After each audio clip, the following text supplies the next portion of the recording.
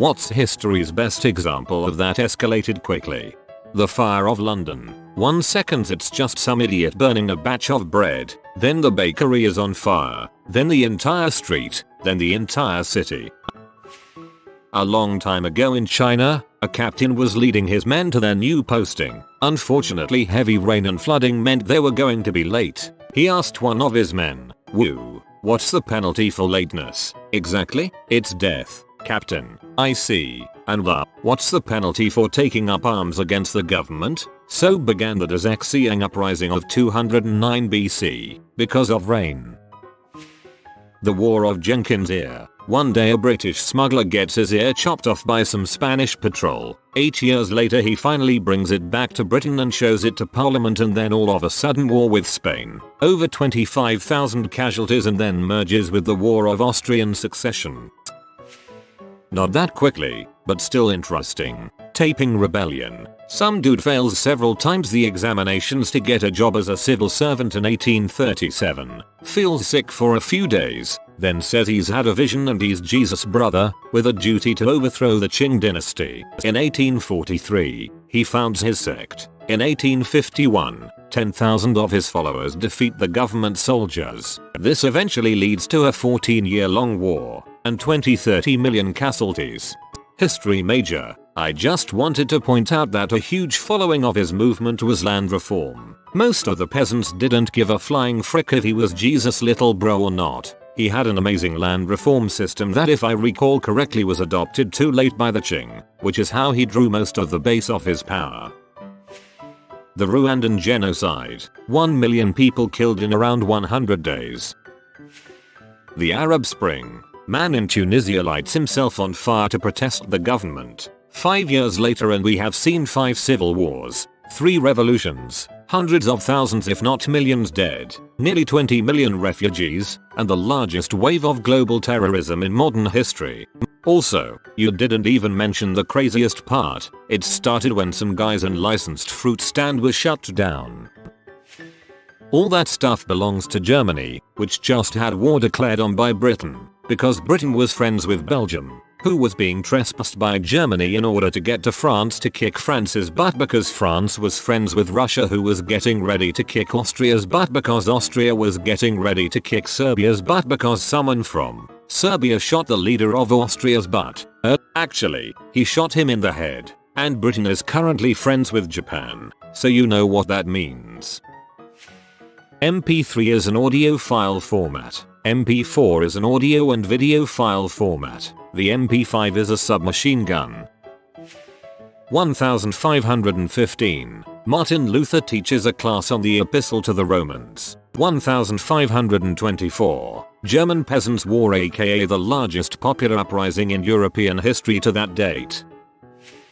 In 1859, the US and UK almost went to war because one farmer shot the trespassing pig of another farmer. The British sent 2,000 troops and warships after the Americans sent infantry and artillery under the command of one George Pickett, who swore that he would make a Bunker Hill out of it. A British admiral was ordered to land troops and engage the Americans. He refused to do so. This all took place without the respective governments in London and Washington even knowing about it, and when word reached them about what was taking place, they immediately sought to resolve the issue.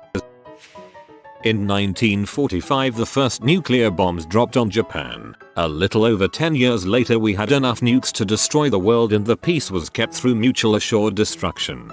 Like crap, we have barely enough uranium for this bomb. Oh, we can use plutonium for the other. Hey guys, check out how fast we can make plutonium.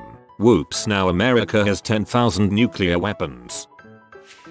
The spread of Islam. Founded in 610, in 100 years they would control everything from Spain, North Africa, all of Arabia, all of the Middle East and former Persian holdings, and the Indus region of India. It slowed down for a while after that, but by 1450 Islam had spread to nearly all of the Imperial Eastern Roman territories, all of northern India and Indonesia, and everything down to the equator in Africa. Much of that slow period is referred to as their golden age. The space race. 1957. Russia puts the first artificial satellite into space. 1971. Dudes riding dune buggies and playing golf on the moon.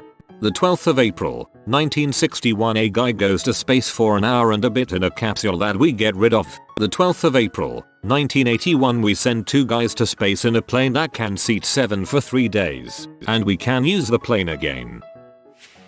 The collapse of the Berlin Wall. Basically, some East German official mistakenly said, "Oh, you can cross now." Thousands of people started doing so even though they weren't supposed to be allowed. But when it came to it, no one would order the soldiers to start shooting everyone. So thousands pushed their way through, and then thousands more started physically tearing it down from both sides. Kind of symbolic of the nearly as quick collapse of the rest of the Iron Curtain.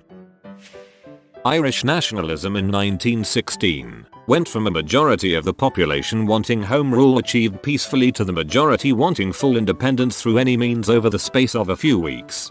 Due, in no small part, to the brutality with which the British government dealt with those involved in the Easter Rising. Seems that Vesuvius is having a bit of a rumble today. Citizen of Pompeii, 79 AD. One of my favorite comedians has a good example. I think lazy writing is saying one thing led to another. Like this: Adolf Hitler was rejected from art school as a young boy. One thing led to another and the United States dropped an atomic bomb on the sovereign nation of Japan. Some guy didn't like another guy's art. Yada yada yada. Japan is missing 2 cities now. The 5th of June, 1944. No allies on the Normandy beach. The 6th of June, 1944. 160k soldiers on Normandy beach. February 1917, Russian women demand the Tsar provide more bread for the people. April 1917, Germans bring Lenin via train back to Russia. November 1917, October Revolution begins. Monarchy to communism in less time than the gestation period of a baby. Well, there was also the February Revolution that effectively deposed the Tsar, making the country a nominally constitutional monarchy.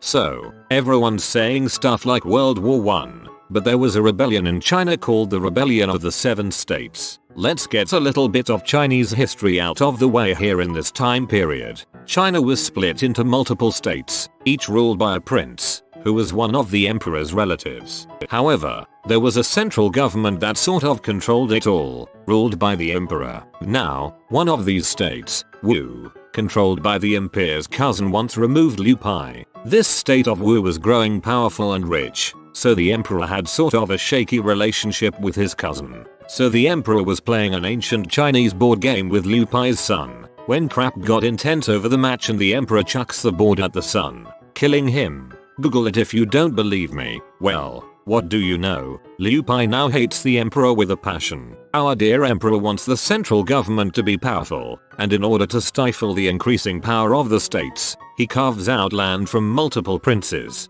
They don't really like that. Liu Pai uses as an excuse, and convinces 7 of the states to go into a full-on rebellion against the emperor. However, it burned fiercely at the start, but within 3 months the rebellion got defeated. February Revolution. The 8th of March. Our calendar. International Women's Day march turns into a huge anti-monarchy protest. The 12th of March. Most of the army crosses sides. The 15th of March. Tsar quits his job. 1-0 to the revolutionaries. The Honeybee War. There is a border dispute between Iowa and Missouri where both states claim a 2-mile area near the border. One day Missouri sends a tax collector to a town in this area and he is chased off by a mob. Before leaving though, he steals a few beehives. A bunch of Iowans then invade Missouri and kidnap a sheriff, and soon both states' militias are called in and spend the next few months sitting on the border waiting for the other side to do something. What makes it even better is the militias didn't even have real weapons, just what they brought from home. In the ranks were to be found men armed with blunderbusses, flintlocks, and quaint old ancestral swords that had probably adorned the walls for many generations. One private carried a plow halter over his shoulder by means of a log chain. Another had an old-fashioned sausage stuffer for a weapon, while a third shouldered a sheet iron sword about 6 feet long. Mongolian Empire. First some dude called Genghis Khan shows up and next thing you know a huge chunk of Asia is kissing his boot. Not only that, Genghis Khan was supposed to be killed as a child. After the death of his father, some of his enemies wanted him dead, but because he was a child, He was spared his life and he went on to conquer all of Asia.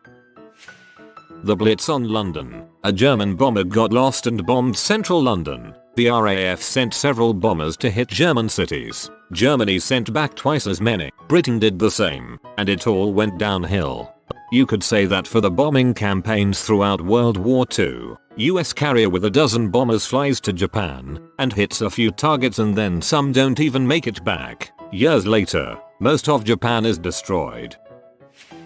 Humans can't fly, pretty much everyone, for countless centuries up until somewhere in the 18th century. That's not flying, that's floating. Pretty much everyone from then to the 20th century. Holy crap, I'm flying. Some guy in the 20th century. I'm on the freaking moon. Some guy in the 20th century. Maybe not fast, but Ivan the Terrible, Tsar of Russia, gets mad at his daughter-in-law over her dress, beats her, possibly causes a miscarriage. Ivan's second son, also Ivan, gets mad, attacks Daddy. Daddy kills him. Also Ivan now dead. When Ivan dies, the throne goes to his crappy son Fyodor, who dies childless, ending a 700-year-old dynasty and spurring on the time of trouble, during which time a third of the population died, mostly due to famine. Not exactly a quick escalation, but going from you're not wearing that dress to millions dead is a heck of a ride. The story of Vernon, Florida, aka Nub City. The legend goes that sometime in the early 1950s an insurance claim was made on a lost limb, and a $1,000 payout was made. By the mid-1960s at least 50 of Vernon's 700 residents had joined the Nub Club by way of farming accidents, garage mishaps, hunting incidents, and so on. This one small town would account for 2/3 of all claims in the nation. Some would saw off limbs, but most happened by way of shotgun blasts. A trend of intentionally maiming yourself for the insurance payout. Talk about escalation. When that Serbian dude killed the Archduke, next thing you know, Europe is acting a fool. There had been a lot of political tension leading up to that point though. The assassination was the straw that broke the camel's back. It's winter in Portland. I was at a bar until closing time with some friends. Once last call was over, probably 30 or so of us that were still there stumble outside to find that it's been snowing a bunch. We proceed to have an impromptu snowball fight, and it's one of those great random moments in life that you'll remember forever. Anyways, everyone's drunk and the snowballs start getting thrown harder and harder. Eventually someone hits someone else with a chunk of ice. Before you know it, an all-out brawl has started in the middle of the street. A massive street fight is happening. Some giant Samoan guy nicknamed Moose is just pummeling the crap out of one of my friends. His jacket is torn to shreds. Another friend heads to his car and grabs a flashlight out of his trunk and beats the Moose in the back until my friend can get away. But then I crap you not, a car pulls up and a guy jumps out and asks me what side am I on. He jumps in and starts fighting people with no hesitation. Shortly after we hear police sirens in the distance, so my friends and I all take off to our car. But since it's been snowing, we're stuck. So we get out and start rocking the car back and forth until we get unstuck, pile in and take off before the cops got there.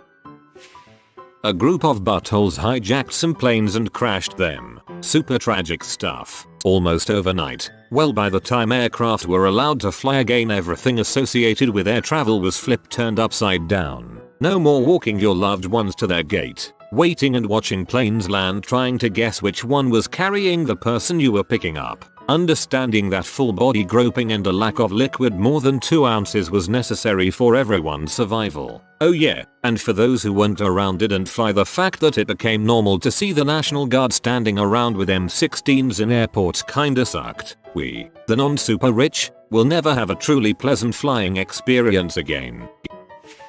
It's not the biggest impact ever, but Leicester City escalated pretty dang fast. From not being in the Premier League, to barely staying in the league, to winning the whole dang thing. That was fun to watch happen.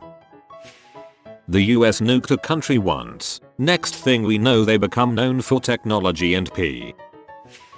If you are new to the channel, you can subscribe. I publish new videos every day. Until then, check another video.